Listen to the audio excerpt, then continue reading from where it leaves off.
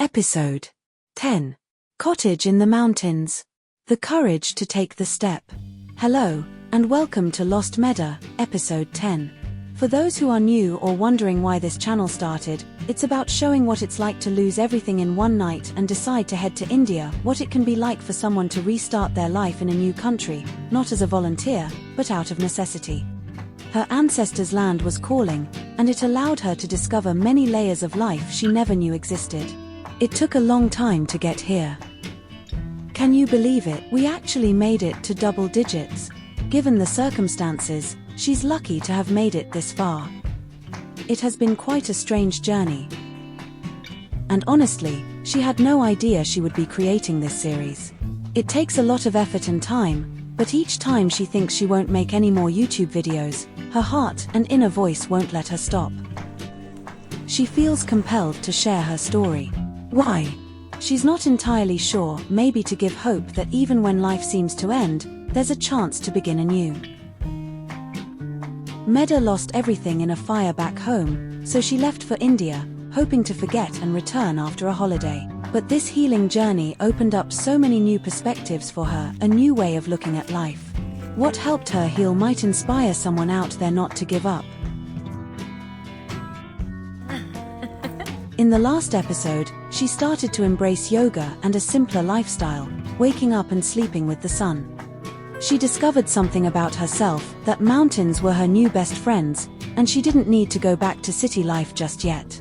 She wanted to face the real challenge, to be alone with herself, without any distractions, and create a new dialogue. Healing has many forms. You don't need to move to a remote mountain, but here's a story of what happened when someone did.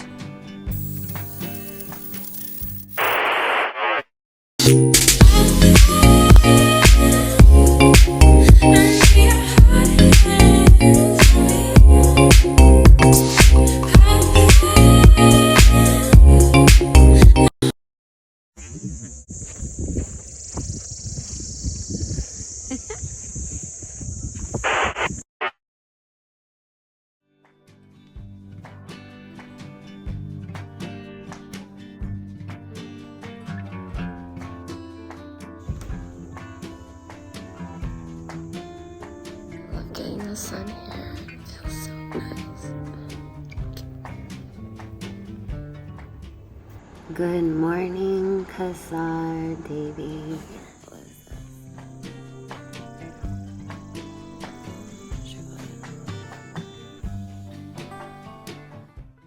Start the day with one step at a time.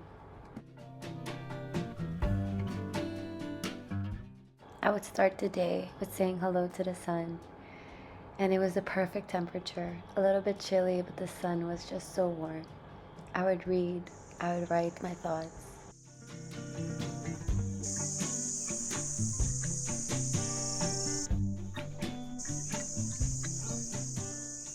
After spending some time in the mountains in Uttarakhand, I decided to go to Kasar, Devi, and find myself this beautiful cottage.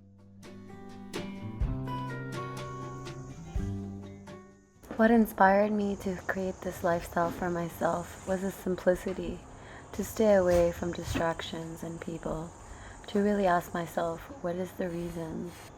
Who am I without my status and my job or my friends or my country?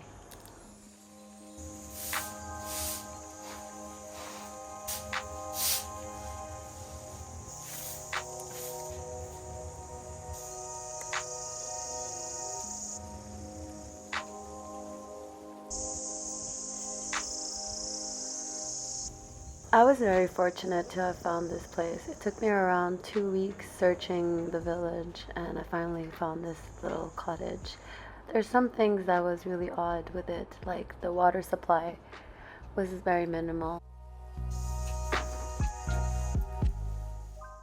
Even though I was really blessed with this little corner, the sun would really rise up exactly where my window was.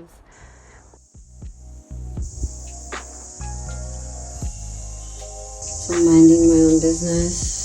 This guy just comes. I would get this little visitor randomly.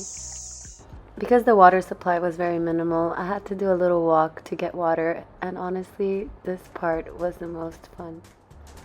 I always lived in the city, and I never thought that in my habitat, in my house, I would ever have a problem with water. But here I was, where the villagers told me that I had to fetch water. And it was the most scenic route I've ever made.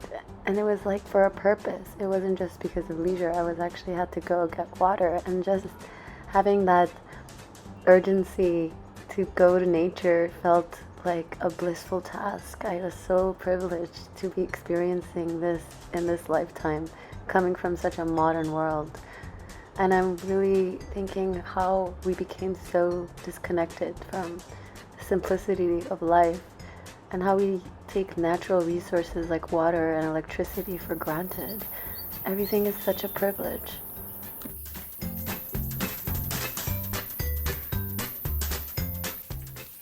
This walk would take me around 40 minutes one way.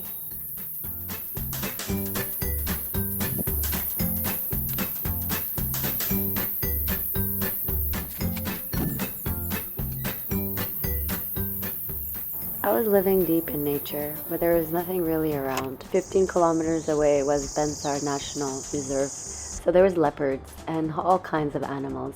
I would get these visitors and I would just watch them, being so close to them, and they were so different from the monkeys from the city. I felt like these monkeys were not aggressive at all. They had all this nature to them, and I respected them and they respected me, and it was the best TV show anyone could ever ask for.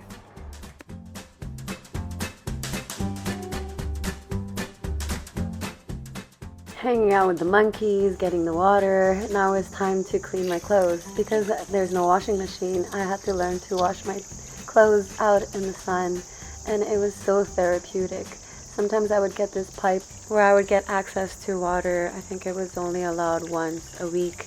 I would take advantage of that and really wash my clothes by hand. This experience was so unique, and it was just so simple, but yet it made me so happy.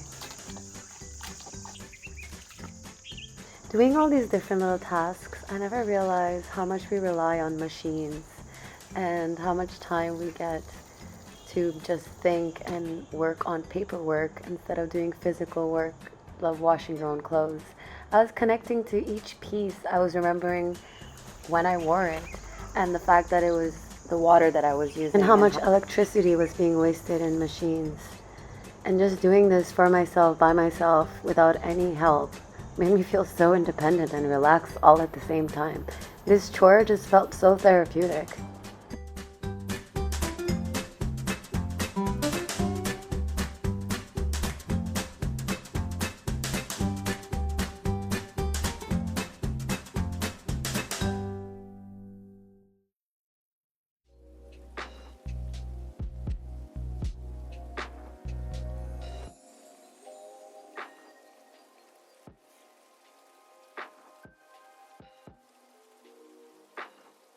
After my morning routine, I would love to practice my yoga. I don't know much sequence, but I would like to do Surya Namaskar, and then I would just dance it out any way as I could. And honestly, I think that's what made me heal the most, where I just felt I'm alone, I can act as funny as I want, no judgment, this is my space, for me, made just for me.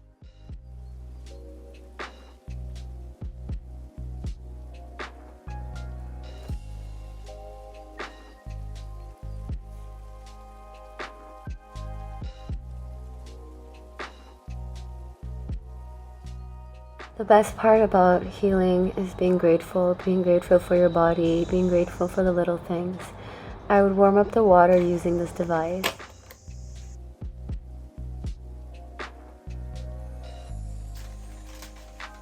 And then the second part of my routine would be just make a little beauty mask. This mask is made from sand that I got from Kerala. And do some fun little vocal warm-ups as I wait for the mask to dry. It was awesome because I really had no neighbors and I can go wild.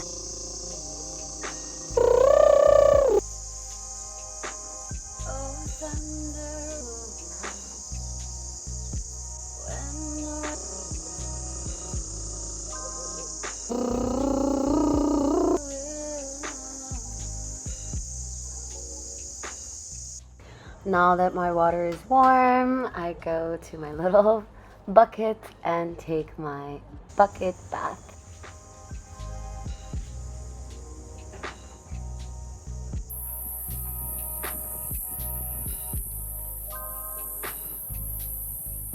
After my shower, or should I say bucket bath, I would love to say a meditation and do a little prayer.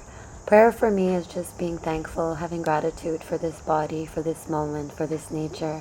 Having this disciplinary day routine that I had really helped me to just focus on the present, focus on the task that's on hand, and always being grateful and just keep cultivating that habit really helped me see the God outside and to appreciate the nature in me and outside of me.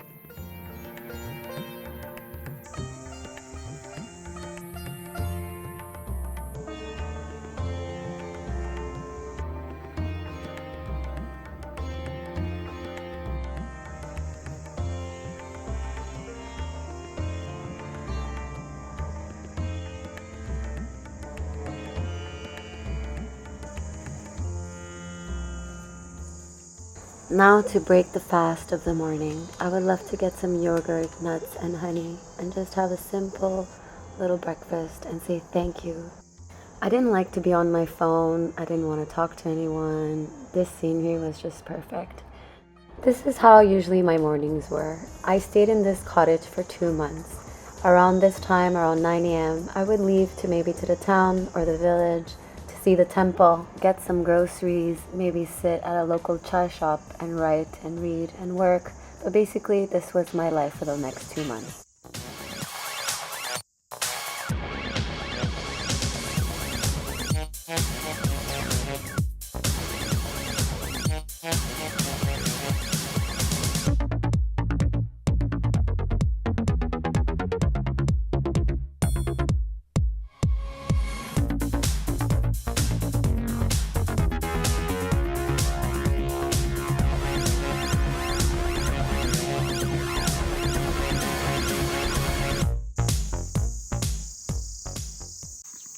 I'm gonna walk to get some groceries.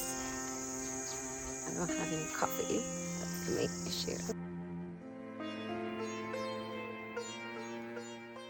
This was my local grocery shop. It has everything a girl could pretty much need.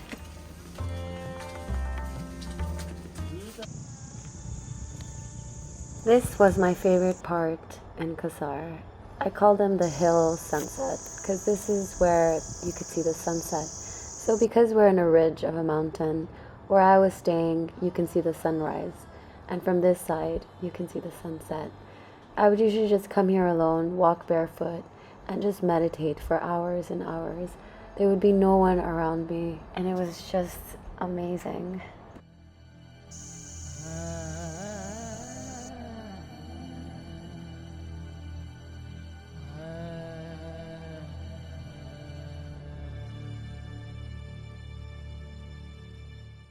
This place made me feel like I wasn't in India. I was somewhere else, somewhere secluded, somewhere with the universe.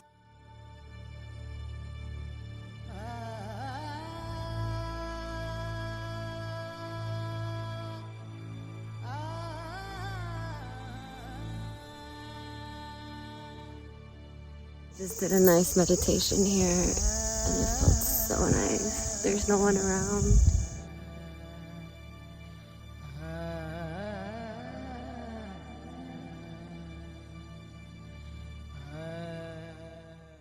Because the leopards roam around this jungle, all the animals like the cows and the dogs are owned by the locals. These are the little streets in the ridge. Kasar Devi is like on the Van Allen belt, which is this magnetic field type of thing that there's only 3 places in the world that have it. Stonehenge, Machu Picchu, and here. So a lot of people in the past came here for meditations and writing their books, finishing things, and stayed in this little village. So all that energy, you know, you actually feel it.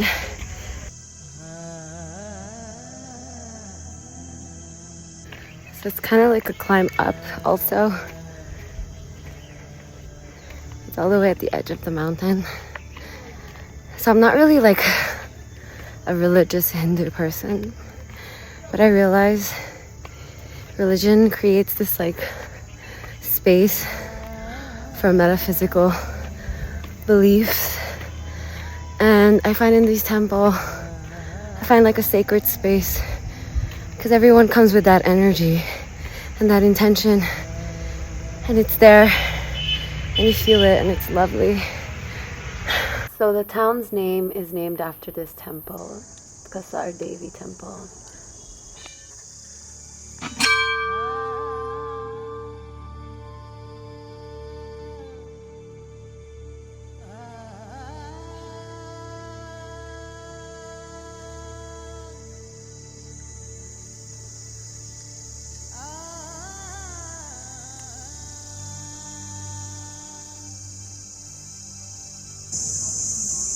I don't really know any prayers or Hindu scripts. So for me, coming to temples is really about meditation and surrendering.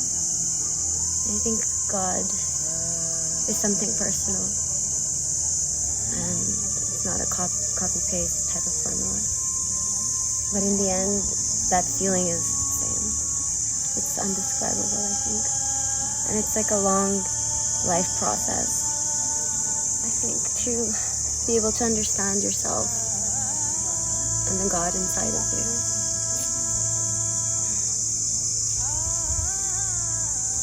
Thank you, India, for making me kind of put my walls down in terms of spirituality. Because I used to come and really not watch these people in temples and feel bad for them because I felt they were brainwashed. Maybe some of them are, but there's a bliss in surrendering, I think.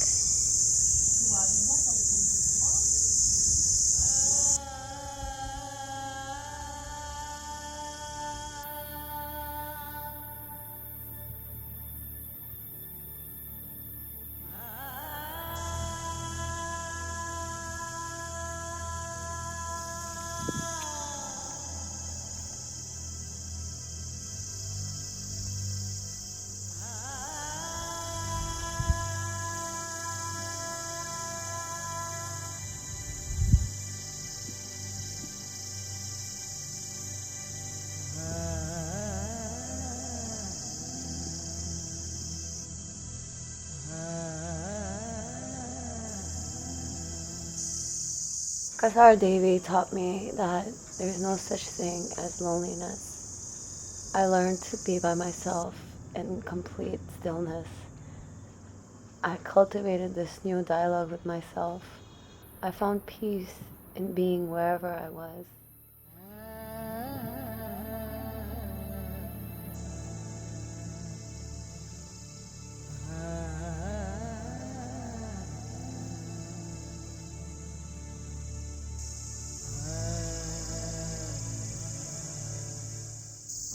Thank you, Kasar, for showing me this. The most important role or relationship you will ever have is the one with yourself. And this top of the mountain next to the temple gave me the space that I needed to really understand how deep one can go. First got here, next to the Swami cave in the temple. I meditated right over there, and I felt like I've seen this view somewhere in my dreams before. Or while I meditate, I've seen this. Feels like I've already been here before. Every time I came here, I felt like I've already been here before. I would just spend my evenings here.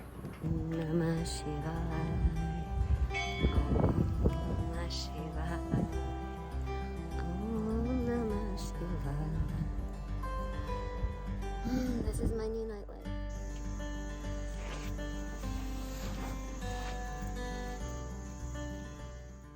Rocks and trees and birds were my new best friends. At night, they would have a night ceremony with the fire and do a puja, and I would stay and talk with the pandits and other guests in the temple. This is 7 p.m. Not really much to do because if you go outside, there's tigers. Today there's some type of puja or festival going on in that house over there. Home sweet home. Yes.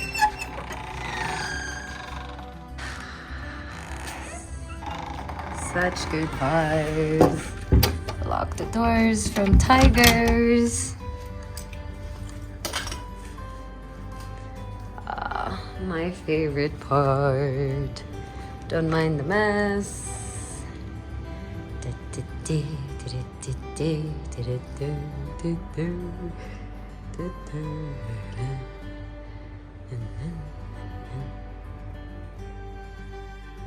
I love being home and the lights back on so I can put on music. I love this mountain life. Honestly, it's like 6 or 7 p.m. and I'm ready to go to bed. I'm gonna read a little bit, right, and do some stretch, and I'm gonna probably go to bed at 8:30 and wake up at 5 with a beautiful sunrise. This is so much better than the city life, to just be in the rhythm with nature. And it just makes you think how much energy you need to stay awake and go against nature. This place, sexy. Yeah, I decided to make it like this because the one looked really lonely. This looks sexier. All right, time to chill out. Mountain life has its challenges, bunch of spiders and bugs that I had to get used to. Also the lack of water, and it was kind of tough to do dishes.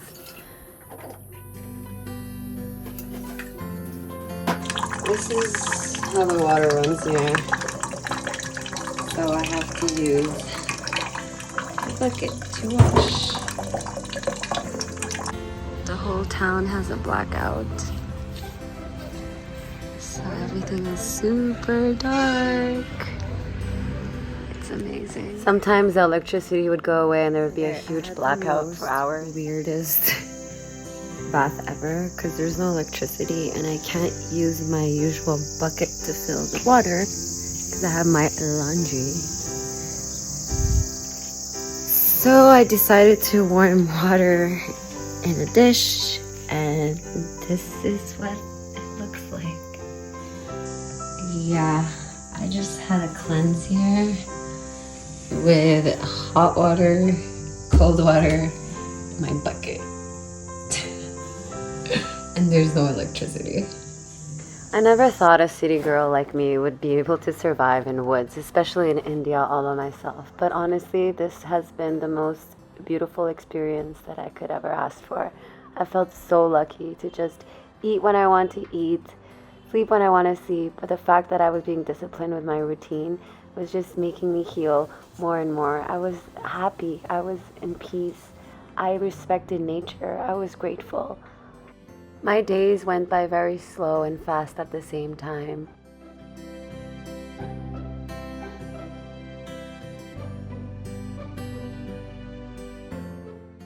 I could sing my heart out, I would talk to animals, I would meditate for hours, and just thank God that I exist in this world and in this beauty. I'm in paradise, I swear, and there's no one around me. And this is India. So thank you, Kasar Devi, for making me understand the dialogue and the importance of cultivating a relationship, all for yourself, all to yourself, all because of yourself.